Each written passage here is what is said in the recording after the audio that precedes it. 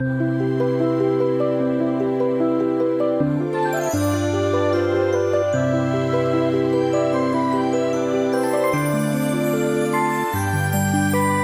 this is Cece Doucette from the nonprofit Wireless Education.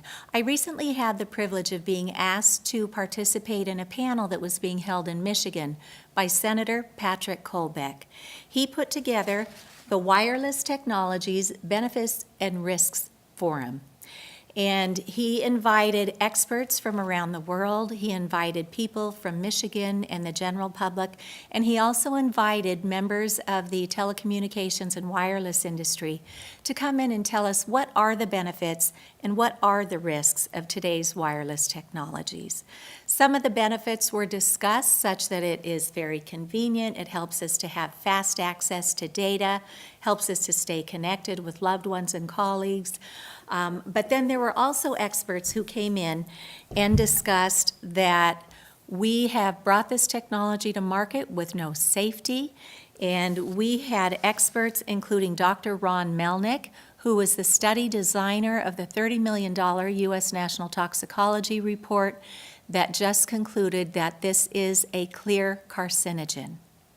We also had Dr. Anthony Miller on the panel, and Dr. Anthony Miller has been a leading World Health Organization senior advisor, and he has also looked not only at the National Toxicology Program study, but other science that's been done around the world, as well as epidemiological studies, and he has now determined that we can now securely classify wireless radiation as a Group 1 human carcinogen.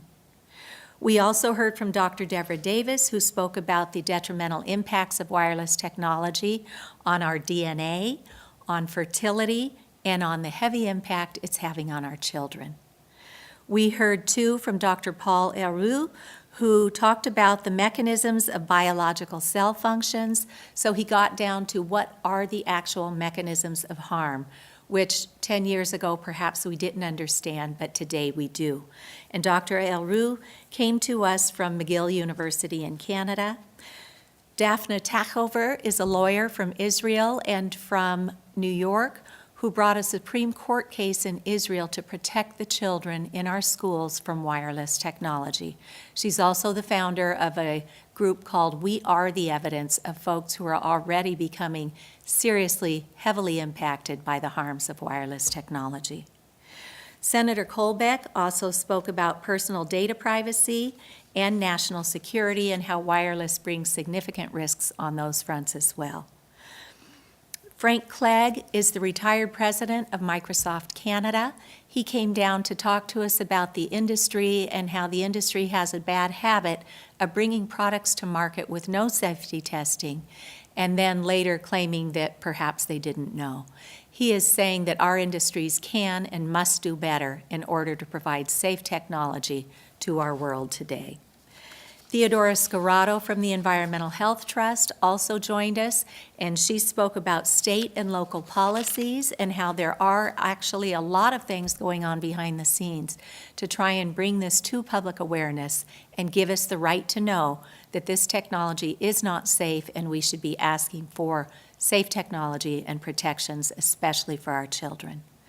So we were honored to be able to participate in this forum with Senator Kolbeck, and those videos from that talk will be available in the coming months. So we hope folks will go out and listen to those. But in the meantime, please don't wait for public policy to catch up to the science. We owe it to ourselves and to our children to care enough to get ourselves educated today. And we welcome you to go to the nonprofit Wireless Education, where you will find a course for schools and families and a course for corporate safety induction.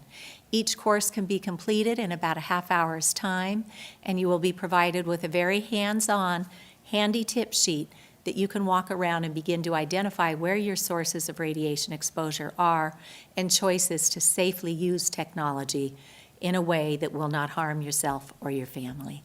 Thanks so much, and have a tech-safe day.